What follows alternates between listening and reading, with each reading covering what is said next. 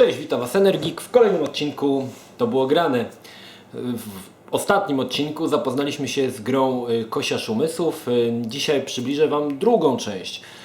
Sama geneza powstania gry też jest dosyć ciekawa, ponieważ w momencie, kiedy skończył się film Kosiarz Umysłów, autorzy już mieli oczywiście pomysł na drugi film.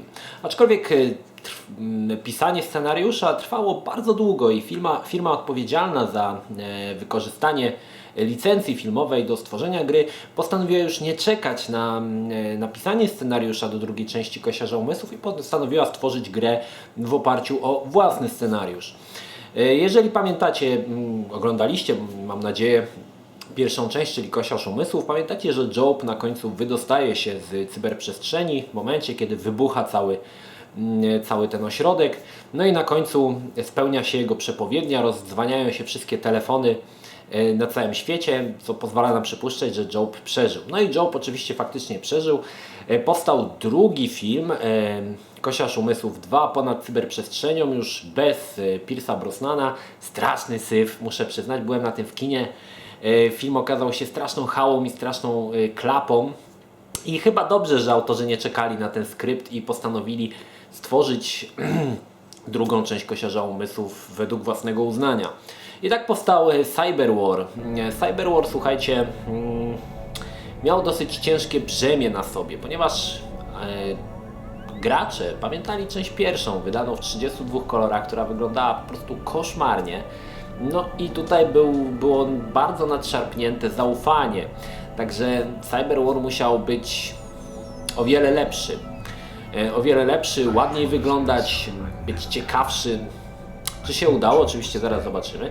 W każdym bądź razie firma SCI ponownie zaprzęgła SCI, jeszcze tutaj rozwinę ten skrót, to jest Sales Curve Interactive. Ponownie zaprzęgła komputery Silicon Graphics i Indigo, aby stworzyć kolejny raz rendery, które naprawdę w tamtym czasie robiły niesamowite wrażenie. Był wypuszczony taki trailer, całkiem fajny, słuchajcie, trailer do Cyberwara, który pokazywał właściwie części gameplayu, jak ta gra będzie wyglądała. Naprawdę fantastycznie to wyglądało, wszystko było kolorowe, w tamtym momencie grafika trójwymiarowa robiła niesamowite, słuchajcie, wrażenie. Dzisiaj to jest śmieszne, bo dzisiaj to średnia karta graficzna może to włączyć w czasie rzeczywistym, ale wtedy to było troszkę inaczej. I te rendery naprawdę robiły niesamowite wrażenie. Nie było wtedy jeszcze czegoś takiego jak motion capture, więc cała animacja postaci była robiona ręcznie i często niestety wyglądało to bardzo śmiesznie. Pokażę Wam tutaj jeden przykład. No, w pewien sposób dzisiaj, oglądając tą grę, można się uśmiechnąć pod wąsem i stwierdzić, że ale hała. No ale w tamtym czasie naprawdę rozpalało to wyobraźnię. W odróżnieniu od Kosiarza Umysłów, Cyberwar miał wyjść na 4 płytach. Początkowo było takie mniemanie, że gra wyjdzie na 4 płytach, jednakże potem okazało się, że gra wyjdzie na 3 płytach, a na 4 płycie będzie płytka z muzyką, czyli płytka z audio. I tutaj powiem Wam ciekawy paszkwil, który udało mi się znaleźć. Przygotowałem sobie w takiej gazetce, która się nazywa Gry komputerowe, jak widzicie. Jest to 10. numer 94 roku i chciałem Wam przeczytać totalną bzdurę, jaką ktoś tutaj walnął, ale jest to naprawdę tak śmieszne, że jest to w recenzji Kosiarza Umysłów i tutaj ten pismak, który się podpisał LSK, nie wiem kto to jest, napisał coś takiego. Nie ma się co dziwić, że tak rozbudowana gra nie zmieściła się na pojedynczym krążku CD. Co więcej, nawet 2 krążki CD okazały się zbyt mało pojemne. Ostatecznie więc gra trafi na rynek w wersji 3-krążkowej, natomiast nabywca znajdzie w swym pudełku najprawdopodobniej 4 krążki. Dlaczego? I to jest najciekawsze. Powód jest tak prozaiczny, że aż śmieszny i co głupi. Fachowcy od marketingu z SCI stwierdzili, że znacznie łatwiejsze są do zdobycia pudełka na 4 krążki niż na 3. A że głupio by wyglądała jedna pusta przegródka, więc 4 krążek będzie zawierać wyłącznie muzykę z gry. Tak. Autorzy wydają gry na większej ilości płyt z tego względu, że pudełka są łatwiejsze do zdobycia na parzystą ilość płyt niż na nieparzystą. No, totalna niestety bzdura.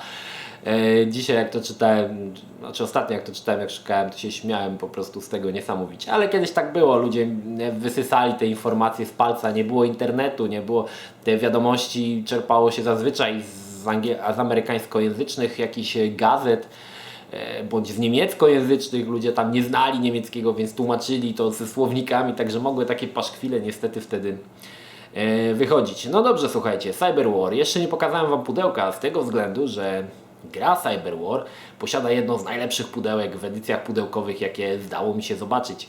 Faktycznie jakiś designer na tym przysiadł i stworzył rewelacyjne pudełko. Pudełko prezentuje się naprawdę zacnie, jest troszkę inne od wszystkich takich pudełek w Big Boxach, które są prostokątne. To jak widzicie jest kwadratowe.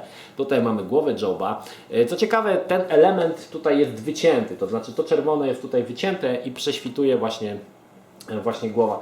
Widać, że usiadł nad tym jakiś designer, bo nie jest to upitolone pudełko. Ma ono taki swój własny, unikalny klimat, który faktycznie fajnie wygląda. Sama edycja w tej wersji pudełkowej dzisiaj to jest, powiem Wam, tak niesamowita rzadkość. Ogólnie gra jest tak mało znana, że nawet próba znalezienia jakiejkolwiek informacji na Wikipedii bądź gameplayu na YouTubie jest ciężka. Jest tam troszkę tych filmów, ale jest ich na palcach jednej ręki można policzyć. Także naprawdę gra jest bardzo poszukiwana. Znaczy może nie jest poszukiwana, bo mało ludzi ją zna. Dla kolekcjonerów oczywiście tytuł jest znany, więc pewnie go poszukują. Także tytuł naprawdę rzadki. Ponownie w grze wcielamy się w doktora Angelo, którego w filmie grał Pierce Brosnan. No i tym razem wiemy, że Joe uciekł z pułapki zastawionej przez doktora Angelo, no i cała gra tym razem przenosi się do cyberprzestrzeni, gdzie nasz bohater będzie zmagał się ponownie z takimi krótkimi zadaniami, które znalazły się właściwie też w Kosiarzu Umysłów, ale też z paroma innymi. Powracają poziomy tak zwane cyberbully, czyli lot samolocikiem, który jest w Kosiarze Umysłów, powraca reverse engineering. Wiele tych poziomów się powtarza, aczkolwiek są one w nowej grafice, w lepszej grafice, ładniej wyrenderowane, bardziej kolorowe. Także wygląda to o niebo lepiej niż Kosiarz Umysłów. Jest oczywiście też parę nowych poziomów, których nie było wcześniej. No i myślę, że gra w tamtym czasie, gdy się oglądało ten trailer, no to powiem Wam, ja pamiętam, że szczena to mi opadła, naprawdę rewelacyjna gra. Dodatkowo soundtrack z muzyką zawiera fajną muzykę cyberpunkową. Nie wiem kto ten soundtrack zrobił, nie chcę tutaj wprowadzić w jakiś błąd. Aha, Steve Hillage. Może dla niektórych znany, może dla niektórych nie. Bardzo fajna muzyka, troszkę podpadająca pod muzykę z ostatniego Deus Exa, taki właśnie industrialny, cyberpunkowy klimat, bardzo fajnie się tego słucha. No i oczywiście sama gra ponownie jest takim zwykłym, można powiedzieć, klikaniem klawiszy w odpowiednim momencie, aby przejść dalej. Kochani, jednak jest tutaj z tą grą pewien problem. Jeżeli graliście w jakąś trudną grę, Dead Souls, czy tam tą pierwszą część, nie pamiętam jak ona się nazywa, czy tam drugą, czy w Call of Duty na Nightmare macie w maluteńkim paluszku, to wiedzcie, że Cyber War jest najtrudniejszą grą, w jaką w życiu grałem. Nie grałem w nic tak trudnego jak Cyber War. Zaraz powiem dlaczego. Myślę, że nawet Silver Surfer, o którym wspominał James Rolfe w Angry Video Nerd, który też dla niego była to jedna z najtrudniejszych gier, to jest pikuś. Pierwszą część Kosiarza Umysłów można było przejść po prostu wykuwając na blachę każdy kolejny poziom, co trzeba zrobić. I oczywiście, jeżeli ktoś to wykuł, nie było problemu, żeby nawet na jednym życiu przeszedł. Niestety, jeszcze może wrócę na chwilkę, dlatego można było wykuć na blachę, że wszystkie poziomy były bardzo liniowe i właściwie tylko był jeden poziom Cracking the Code, który miał pewien poziom losowości, aczkolwiek też tych poziomów losowości było parę, więc wszystkie można było się wyuczyć. Cyber War niestety podniósł poprzeczkę. Tym razem nie ma elementu losowości. Powracają wszystkie te poziomy, ale każdy poziom za każdym razem, kiedy włączycie, gra się inaczej. Mało tego, jest tylko jedno życie. Jedno życie na całą grę. W momencie, kiedy giniecie, zaczynacie całą grę od samego początku. Autorzy jednak postanowili się zlitować nad graczami i dali save'y. Save'y są tylko 2 na całą grę.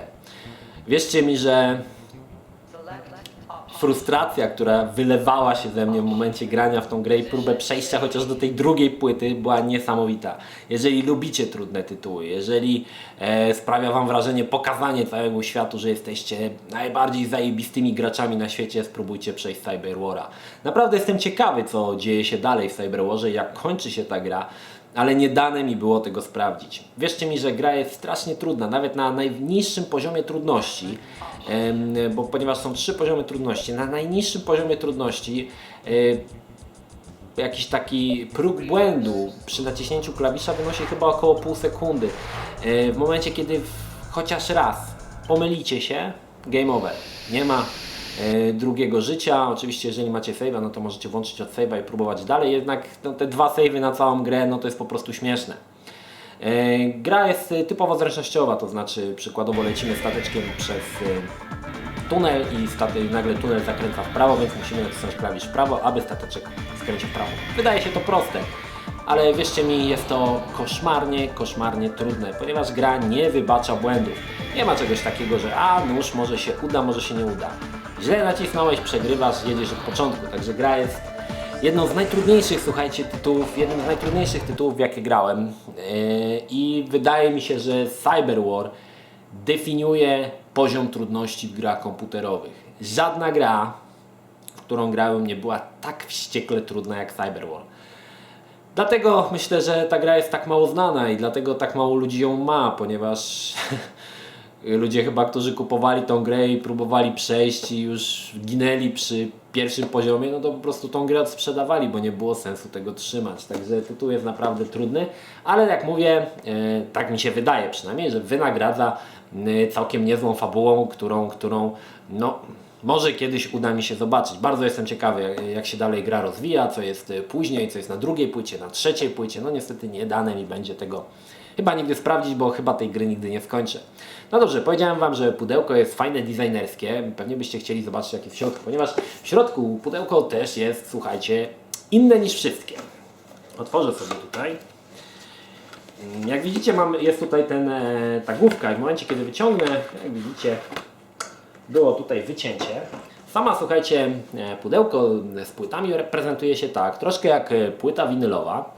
I otwiera się to, słuchajcie, w tą stronę i tutaj są 4 płytki, czyli widzicie, musieli 4 płytki, żeby nie było pustej przegródki. 3 płyty z grą w kolorze pomarańczowym i 1 płyta z audio, właśnie tutaj ta srebrna, a tutaj jest instrukcja, którą mogę wyjąć. Mogę albo nie mogę, mogę wyjąć.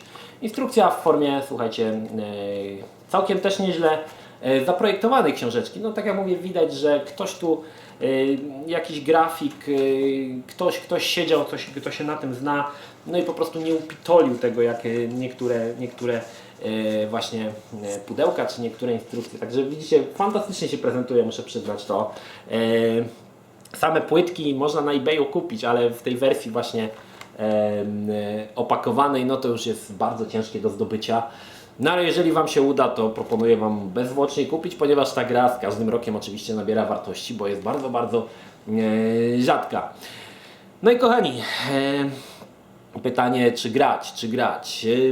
Cyber War jest grą, która pomimo niesamowitej frustracji na te wszystkie poziomy sprawi Wam masę satysfakcji, jeżeli uda Wam się przejść kolejny poziom.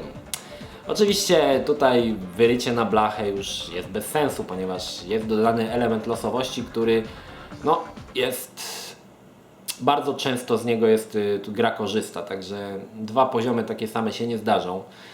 Wymaga małpiej zręczności, refleksu, wielokrotnie chyba przekraczającego refleks pilotów amerykańskich myśliwców, także jest to wyzwanie dla Was. Oczywiście gra jest tak jak mówię, w wersji takiej CD już nie do dostania. Na eBayu może jeszcze można dostać. Chyba ona też na PlayStation wyszła. Na Gogu chyba też nie ma, tak jak mówię, gra zapomniana przez wszystkich. Ja ją właściwie dla Was dzisiaj odkurzam i pokazuję, że ta gra faktycznie kiedyś istniała. Miała fajowe pudełko, które wyróżniało się na punkcie innych pudełek Big Boxów, jakie można było kupić w tamtym czasie. No i na półce prezentuje się naprawdę ciekawie. Kochani, czy grać? Jeżeli, tak jak mówiłem, jeżeli jesteście mistrzami, próbujecie udowodnić sobie i innym, że jesteście najlepszymi graczami, spróbujcie przejść Cyber War'a. Nagrajcie z tego filmik i wyślijcie mi, bo ja jestem bardzo ciekawy, słuchajcie, jak Cyber War się kończy i bardzo chętnie obejrzę let's play z tej gry, bo jest on dla mnie naprawdę interesujący, aczkolwiek nie mam tyle zaparcia i siły w sobie, żeby tą grę przejść.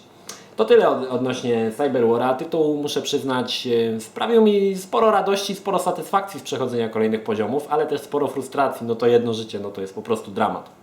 Także, kochani, jeżeli jesteście mistrzami, czekam na wasze gameplaye z Cyber War'a, abyście pokazali mi, co się dzieje na drugiej i na trzeciej płycie. To tyle. Pozdrawiam was Energii, trzymajcie się, do następnego. Cześć.